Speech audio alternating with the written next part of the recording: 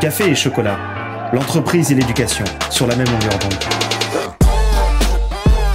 Bonjour à toutes et à tous, vous écoutez Café et chocolat, une émission de Rêve FM et de Radio KPMG qui met l'entreprise et l'éducation sur la même longueur d'onde. Au micro, Pauline Cachou, ancienne vice-présidente de Rêve FM, la radio étudiante de l'ESSEC. Aujourd'hui, nous allons aborder le thème de la finance durable, un sujet d'autant plus d'actualité qui suscite un intérêt grandissant auprès des porteurs de projets, des investisseurs ou des régulateurs, mais engendre aussi beaucoup d'interrogations. Alors que nous prenons collectivement de plus en plus conscience des risques environnementaux et sociaux qui pèsent sur notre planète, de nombreux acteurs financiers tentent de se tourner vers des pratiques d'investissement plus responsables et plus durables. Mais en réalité, qu'est-ce que la finance verte et quelles sont ses ambitions ? Peut-on mesurer son efficacité ? Qui sont les acteurs de ce nouvel écosystème et quels sont ses garde-fous ? Pour notre édito, nous avons donné la parole à Jean Boissineau, adjoint directeur de la stabilité financière à la Banque de France. Il est également responsable du secrétariat du NGFS, Network for Greening the Financial System, qui est un organisme lancé en décembre 2017 à Paris lors du One Planet Summit. Il réunit des banques centrales, des superviseurs financiers, pour accompagner la transition écologique de l'économie. Il est aussi l'auteur du livre La finance verte et nous livrera son analyse du sujet. Ensuite, Jules Lemaire, nouveau président de Rêve FM, aura le plaisir d'échanger avec Mehdi Colli, cofondateur de Team for the Planet, la nouvelle dénomination depuis avril dernier de Time for the Planet. Cette société commerciale à but non lucratif soutient l'innovation et l'entrepreneuriat pour lutter contre le dérèglement climatique. Elle s'inscrit donc dans le grand mouvement de la finance verte. Enfin, cette émission s'achèvera sur 90 secondes de littérature avec Tiffaine Vatin, membre de Rêve FM. Manipulation et psychologie humaine sous la terreur nazie, découvrez les mains miraculeuses du docteur Félix Kersten. Et tout de suite, place à l'édito. L'édito.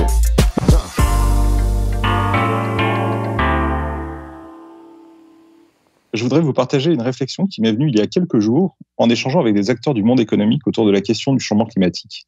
Au cours de la discussion, quelqu'un m'a interpellé en me remerciant parce que, je le cite, « C'est rare qu'un banquier central parle comme ça de la finance et du climat, mais c'est vraiment encourageant. » À l'heure où nous nous apprêtons à battre de nouveaux records climatiques dignes d'un musée des horreurs, de nouveaux records qui, pour certains, ont à peine un an, après que j'ai énuméré les principaux enseignements du dernier rapport de synthèse du GIEC, je me suis vraiment demandé ce que mon propos pouvait avoir d'encourageant, tout en notant aussi qu'il fallait visiblement que je démente l'idée de la rareté de ce point de vue.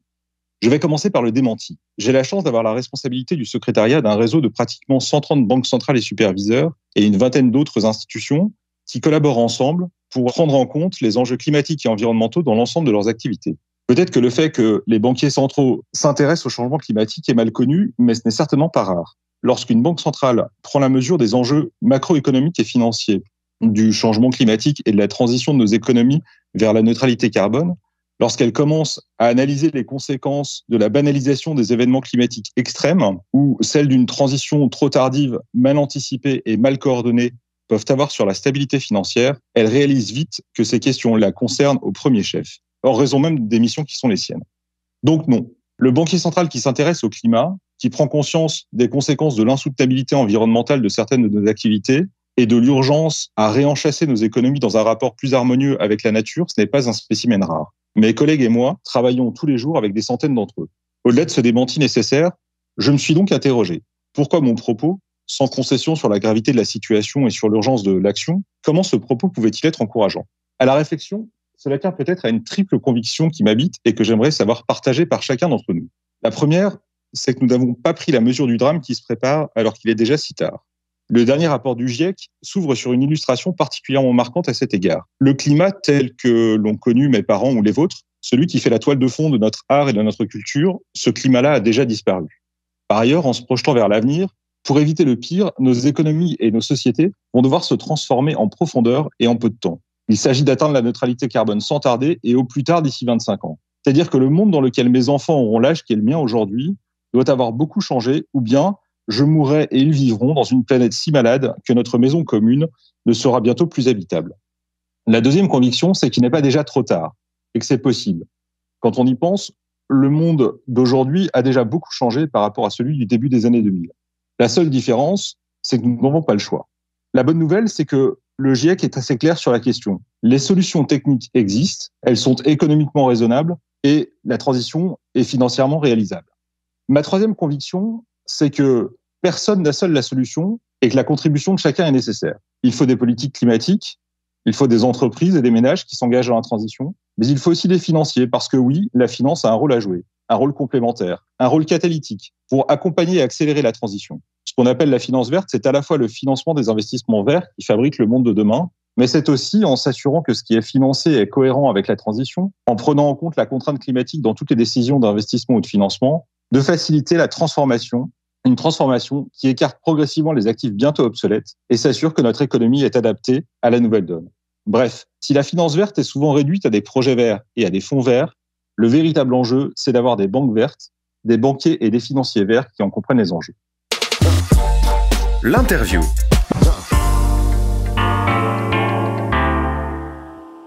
Medicoli, vous ne sembliez pas initialement destiné à la finance verte, mais certainement à l'entrepreneuriat. En effet, après vos études de droit, vous fondez ou rejoignez successivement plusieurs startups. Puis, le tournant s'opère quand vous lisez les œuvres de Jean-Marc Jancovici et de Pablo Servigne, qui soulignent l'urgence de notre situation climatique actuelle. Vous décidez alors de vous associer avec Nicolas Sabatier, avec qui vous avez partagé les bancs de l'université Lyon 3, pour fonder en 2019 Time for the Planet, devenu récemment Team for the Planet. Cette entreprise a pour objectif affiché de lever 1 milliard d'euros afin d'investir et d'aider à la création et au développement d'une centaine d'entreprises capables de développer des innovations technologiques permettant de lutter contre le dérèglement climatique. Vous revendiquez un parfait équilibre entre l'associatif, la cause environnementale, et le business, puisque Team for the Planet est une entreprise. C'est pourquoi nous vous recevons aujourd'hui. Medicoli, bonjour et un grand merci d'avoir accepté notre invitation. Bonjour. Pour commencer, Medicoli, pouvez-vous présenter à nos auditeurs l'objectif ainsi que le principe général de Team for the Planet ? L'objectif de Team for the Planet, c'est de lutter à l'échelle mondiale contre le changement climatique. Pour ça, ce qu'on fait, c'est qu'on repère des innovations qui, si elles devenaient mondiales, permettraient de faire baisser les émissions de CO2 de au moins 1%. Donc, c'est des innovations qui permettent de faire des choses qui sont indispensables, comme le transport, l'habillement, l'énergie, le bâtiment. De faire tout ça, mais avec beaucoup moins de CO2 émis. Donc, ce qu'on fait, c'est que ces innovations, on les transforme en entreprises. On trouve des entrepreneurs à succès qui sont capables de les développer beaucoup plus rapidement. On injecte des centaines de milliers, voire millions d'euros. Et puis, on adopte un modèle économique inspiré de l'open source pour que ça puisse se déployer le plus rapidement possible à l'échelle mondiale. Le projet et le fonctionnement de Team for the Planet sont singuliers et se démarquent de ce qui peut exister par ailleurs. Comment, avec Nicolas Sabatier, vous est venue cette idée ? Quelle est la genèse du projet ? L'idée de Team for the Planet, ça date d'il y a plus de 10 ans. En fait, avec Nicolas Sabatier, on avait monté une boîte de colonies de vacances qui s'appelle Vitacolo, qui existe toujours, et qui règle le problème de l'intégration des enfants en situation de handicap sur les séjours. Donc, en gros, on utilise nos bénéfices pour financer les animateurs référents qui permettent aux enfants handicapés de partir en colo. Et donc, c'est un social business et on avait imaginé pouvoir faire un fonds d'investissement qui permettrait de créer comme ça, ou un startup studio, créer des solutions qui permettent de régler des problèmes sociaux. Et en fait, quelques années plus tard, on a pris la claque climatique, on a compris que c'était l'enjeu du siècle. Donc, on a transformé notre idée en startup studio du climat. C'est comme ça qu'on a imaginé Team for the Planet. Beaucoup d'institutions financières proposent parmi leurs offres des fonds verts, éthiques, écologiques, et d'autres se sont créés sur la promesse d'une banque éthique avec pour objectif d'avoir un impact positif sur l'environnement et de ne financer que des projets dont l'impact écologique est reconnu. Ce sont les banques dites vertes. Qu'est-ce qui différencie Team for the Planet de ces offres vertes ? Tout. Déjà, la première chose, c'est qu'un fonds vert propose un rendement financier. Nous, on ne propose pas de rendement financier. Et ça change la totalité de la mécanique. Parce que quand vous proposez un rendement financier, vous devez d'abord chercher quelque chose qui rapporte de l'argent et ensuite, vous allez faire en sorte que ce soit dans un secteur qui est vert. C'est pour ça que dans la plupart des fonds à impact, vous allez retrouver des actions Total ou des actions de boîtes de ce type-là. Parce que, en fait, le sujet, c'est d'abord comment je vais pouvoir proposer mon rendement. Nous, en fait, en enlevant le sujet rendement financier et en étant uniquement focus sur le rendement climat, le dividende climat, on cherche d'abord quelque chose qui va avoir un impact climatique énorme. Je parlais de 1% du CO2 mondial, par exemple, pour une innovation dans laquelle on va investir. Chaque innovation, elle doit pouvoir permettre ça si elle était déployée sur l'ensemble de son marché. Et ensuite, on va utiliser le rendement financier comme un moyen de développer ça à l'échelle. Donc, par exemple, on va faire en sorte que notre innovation, elle soit suffisamment rentable pour qu'on puisse intéresser d'autres entreprises qui voudraient utiliser cette innovation en open source pour pouvoir la déployer plus vite dans tous les pays du monde. En fait, l'argent devient un moyen d'atteindre un objectif environnemental. Et c'est ça qui nous permet d'avoir la liberté d'aller investir là où personne d'autre n'investit, tout simplement parce que le rendement serait trop lointain, trop incertain, ou alors tout simplement parce que on n'aurait pas bien compris le problème. Ou voilà, et ce qui va être toujours une limite d'un fonds d'investissement qui sera drivé par le rendement financier à apporter. Vous avez lancé une initiative de dividendes verts. Pourriez-vous nous en dire quelques mots ? Oui, ça s'appelle les dividendes climat. Donc, le but pour nous, initialement, c'était qu'on puisse donner à nos actionnaires, alors particulièrement les actionnaires entreprises ou fonds d'investissement, des tonnes de CO2 réduits certifiées grâce à leur investissement. En gros, l'idée, c'est quand un fonds investit dans une innovation, actuellement, il est capable de prévoir le rendement financier, mais est-ce qu'il est capable de prévoir le rendement climat ? En fait, non, parce qu'il n'y a pas d'indicateur pour ça. Et donc, le dividende climat règle ce problème-là en faisant en sorte que si, par exemple, vous avez 10% d'une entreprise parce que vous avez mis un peu d'argent dedans, eh bien, vous récupérez 10% des émissions de CO2 réduites par cette entreprise grâce à son produit ou son service. Donc, on ne parle pas d'un bilan carbone réduit, on parle vraiment d'une innovation qui a permis de réduire. Par exemple, nous, on commercialise avec Leviathan Dynamics des systèmes de froid sans gaz HFC. Les gaz HFC, c'est des gaz qui représentent 4% du CO2 mondial. Et à chaque fois qu'une machine Leviathan va être installée à la place d'une machine existante qui fonctionne avec des gaz HFC, il va y avoir du CO2 réduit parce que du coup, on arrive à remplacer ces gaz par de l'eau. Et donc, on va compter ce CO2 réduit et les actionnaires de la société pourront dire qu'ils ont réduit tant d'émissions de CO2 grâce à leur investissement. Et ça, tous les ans. C'est ça le dividende climat. Une partie de la population, les jeunes notamment, affiche une certaine défiance face au modèle proposé par les institutions financières traditionnelles. Pourtant, leur capacité à mobiliser des moyens financiers importants peut avoir un véritable impact positif sur le financement de la transition écologique. Est-ce que, de votre point de vue, l'investissement vert ou durable existe réellement et peut-il s'accompagner d'une rentabilité satisfaisante ? En tant que représentant de Team for the Planet, on n'a pas d'avis en fait là-dessus parce que de toute façon, on est pour que toutes les initiatives puissent se déployer le plus vite possible.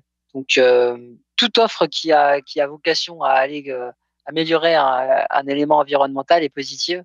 De toute façon, on a besoin de beaucoup d'efforts à très très grande échelle. La question, c'est est-ce que les gens qui investissent sont suffisamment informés et peuvent suffisamment challenger. C'est pour ça que c'est intéressant d'avoir un référentiel comme le dividende climat. Parce qu'en fait, à partir du moment où je suis capable de dire j'ai mis tant d'euros dans telle boîte, ça a permis de faire tant de CO2 réduit, c'est efficace pour choisir et dire est-ce que c'était le meilleur placement possible pour la planète.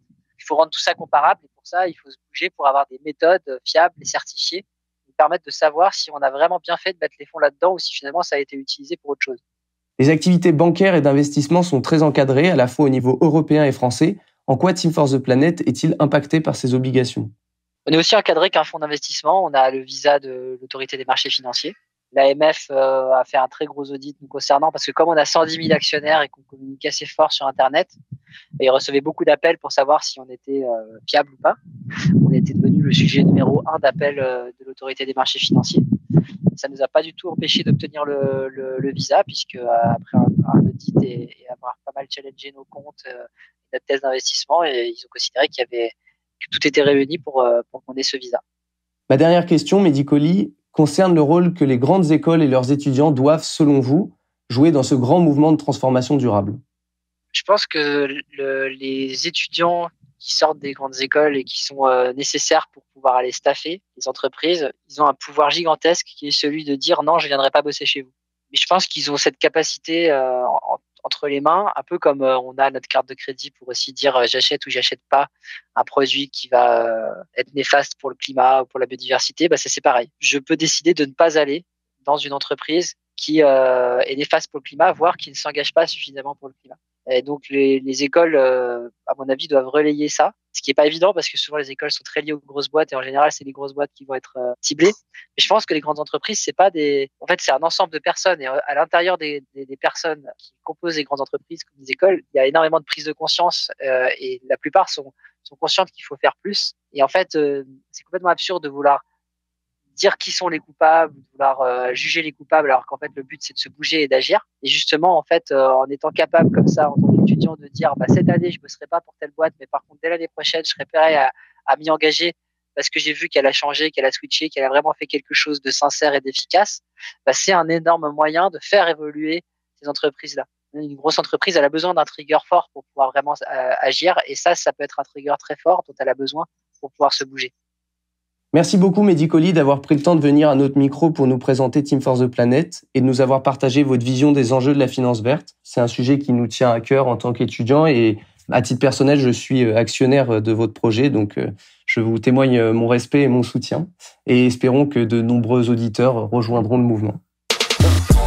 notre coup de cœur culturel.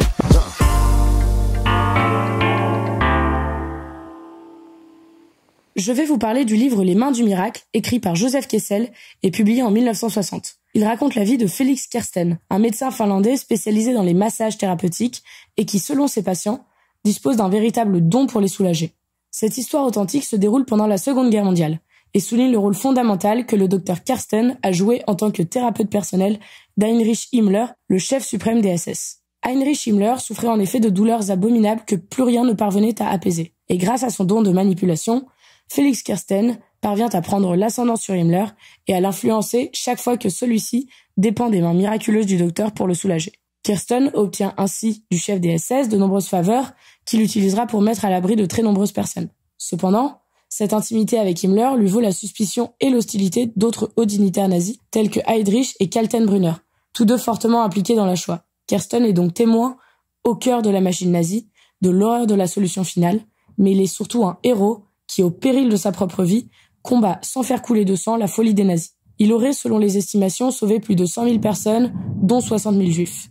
Et ces chiffres sont sûrement sous-évalués, selon le Congrès juif mondial de 1947. Préfacé par l'historien anglais Hugh Trevor Roper, un chef des services secrets britanniques, le livre est approuvé pour son exactitude historique dès sa publication. Et, en 2021, le français François Kersaudy confirme aussi la plupart des faits du roman de Kessel dans le livre La liste de Kersten, Injuste parmi les démons. J'ai adoré cette biographie romancée qui met en évidence l'esprit aiguisé de Felix Kersten et son emprise psychologique sur un Himmler fanatique qui se livre au docteur sans retenue, voyant en lui un ami.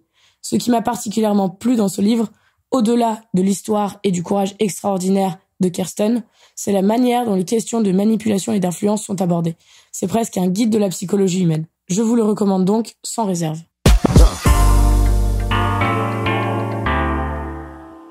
Cette émission touche à sa fin. Merci à nos invités Jean Boissineau et Mehdi Colli pour le partage de leur point de vue et expérience autour de la finance verte, un sujet qui sera amené à prendre beaucoup plus d'ampleur dans les années à venir. N'hésitez pas également à profiter de vos vacances pour vous jeter dans la lecture de l'incroyable morceau de vie du Dr Kersten pendant la Seconde Guerre mondiale.